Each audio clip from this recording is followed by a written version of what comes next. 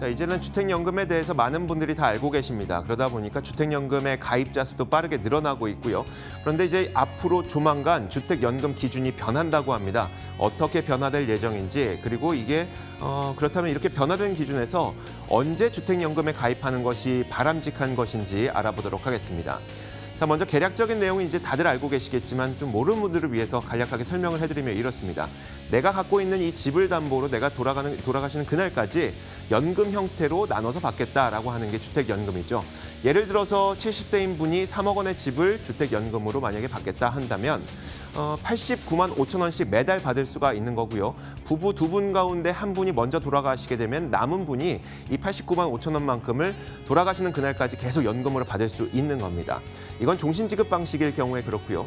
다만 그 주택연금의 기준은 이렇습니다. 부부 두 분 가운데 가입할 때 더 나이가 어리신 분을 기준으로 주택연금에 가입할 수 있습니다. 왜냐하면 나이 어린 분이 상대적으로 더 많이 살 가능성이 높겠죠. 그러면 이 집값을 더 많이 사는 그분의 기준으로 좀 나눠서 쪼개서 받아야 되기 때문에 부부 가운데 나이가 어리신 분 기준으로 가입을 할 수가 있고요.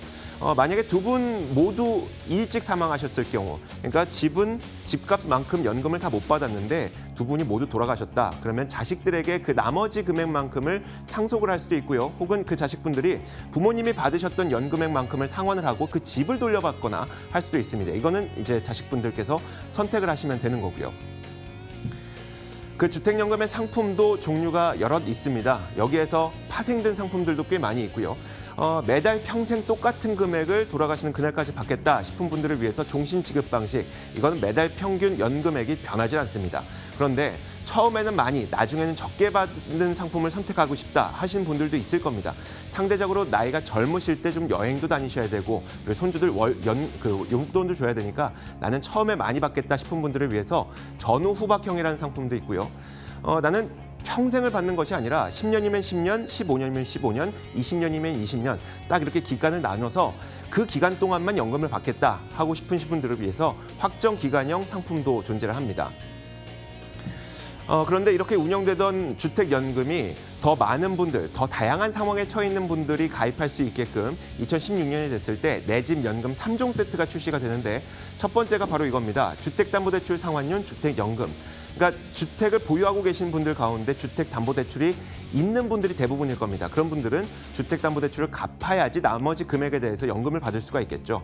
그래서 만약에 70세인 분이 5억 원짜리 집을 담보로 주택연금을 받고자 했을 때 최대 2억 2,500만 원까지 인출을 할 수가 있습니다. 그러면 이 돈을 이용해서 주택담보대출을 상환을 하고 나머지 금액을 이용해서 연금으로 받으실 수가 있는데 그럴 경우에는 약 15만 원 정도 매달 받을 수가 있습니다. 좀 케이스를 달리해서 살펴보자면 80세인 분이 9억 원짜리 집을 담보로 주택연금에 가입할 때 최대 4억 4,300만 원까지 인출해서 주택담보대출을 갚을 수가 있고 그 나머지 금액에 대해서 연금으로 받게 되면 매달 34만 원씩 받으실 수가 있습니다. 두 번째가 바로 우대형 주택연금. 사실 이거는 차상위 계층을 위한 겁니다. 집값이 1억 5천만 원이 안 되는 분들은 이걸 매달 쪼개서 평생을 받게 됐을 때 매달 받을 수 있는 연금 수령액이 정말 얼마 되지 않거든요. 이런 분들을 위해서 이런 분들은 조금 더 연금을 얹어주겠다 해서 우대형 주택연금이라는 게 있고 주택연금 사전예약 보금자리로는 만 40세 이상의 상대적으로 젊은 분들도 사실 노후 준비가 안 된 건 매한 가지입니다. 그런 분들이 보금자리론을 받을 때 사전에 예약을 하면 60세가 됐을 때 이걸 주택연금 상품으로 전환할 수 있는 그런 3종 세트가 출시가 되기도 했습니다. 이러던 것이 이제 최근 개편 논의가 이루어지고 있는데 어떻게 바뀔 것이냐면 아직 정해진 것은 아닙니다만 가입 연령을 낮추는 논의가 있습니다. 왜냐하면 요즘 퇴직 연령이 시기가 낮아지고 있습니다. 어떤 분들은 50대에도 퇴직을 하곤 하는데 그러면 주택연금을 가입할 수 있는 60세까지 소득 공백 기간이 생기게 됩니다. 5년이면 5년, 10년이면 10년. 주택연금 가입은 안 되는데 일자리가 없는 그런 분들을 위해서 가입 연령을 낮추는 것이 어떨까라는 논의가 이루어지고 있고요. 두 번째가 주택가격 기준을 공시지가로 전환하는 방안이 논의가 되고 있습니다.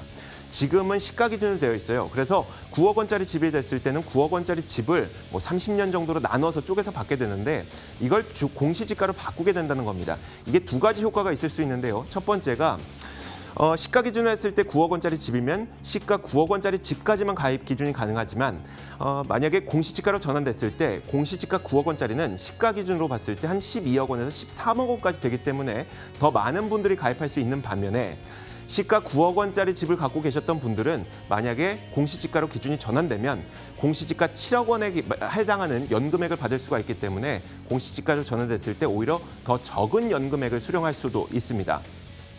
이렇게 기준이 바뀐다고 하니까 많은 분들이 그럼 나는 주택연금을 언제 가입하는 것이 좋지? 라면서 많은 고민을 하고 계실 겁니다.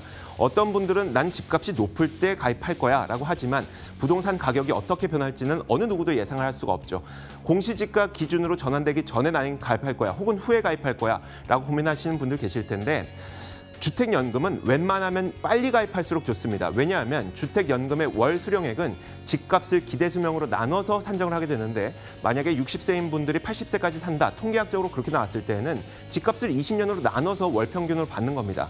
그런데 기대수명이 늘어나면서 60세인 분들이 통계적으로 90세까지 산다. 이걸 똑같은 집을 30년 나눠서 받는 것이기 때문에 기대 수명이 늘어나면 늘어날수록 월 수령액을 감소하게 됩니다. 그런데 요즘 의학의 발달로 인해서 기대 수명은 계속 늘어나고 있죠. 주택연금은 최대한 빨리 가입하면 가입할수록 월 수령액은 늘어납니다. 지금까지 시장을 읽는 남자입니다.